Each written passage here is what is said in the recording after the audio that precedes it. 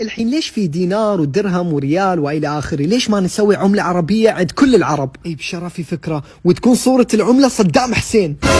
لا والله يا العراق تبي نحط صورة اللي خرب بلادنا، أنا بقول بنحط صورة برج التحرير، وأنا رأيي نحط الأهرامات عشان دي أقدم حضارة في العالم. يا الحبيب شكلك متوهم، ترى العراق أقدم حضارة في العالم. على كل نحن نبي نحط برج خليفة عشان هو أطول برج في العالم. أنا اشتي أطرح صورة الجنبيه لأن إحنا نص العرب. أنا بخاطري نحطوا خريطة تاع الجزائر باسكو إحنا أكبر دولة عربية. نحن بدنا نحط شجرة الأرز أحلى. يا زول عايزين ناخذ صورة الهرم بتاعنا عشان نحن عندنا 200 هرم. حطوا صورة اللولو لأنها مشهورة في البحرين. إحنا بلد المليون حافظ للقرآن. شنو تقصدين يا ليبيا؟ يعني نحط صورة القرآن على الفلوس؟ لا، بنحط صورة ليبيا. احنا افضل منتخب عربي، داكش علاش نحط صورة حاكيمي؟ لازم نحط صورة المسجد الاقصى عشان هي في قلوب كل العرب.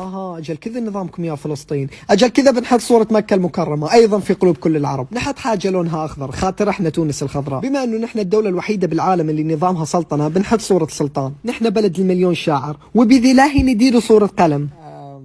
نحط الموز. المنسف الأردني يا زلمة يسعد دينك يا زلمة، بنحط المنسف الأردني. نحط صورة دب.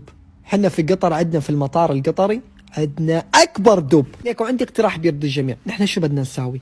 بنحط بالعملة باب الحارة، هيك الباب تبع الحارة تمام بيكون مكسور وبيكون معتز قاعد هون جنب الباب وعم ياكل الرز تبع لبنان، وهيك بنكون ضربنا عصفورين بحجر. يا لطيف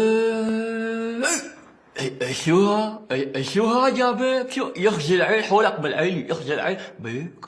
يستحسن ما تحكي الافكار الجهنميه قدام حدا، مو مشان شي بس مشان ما العين تطرق.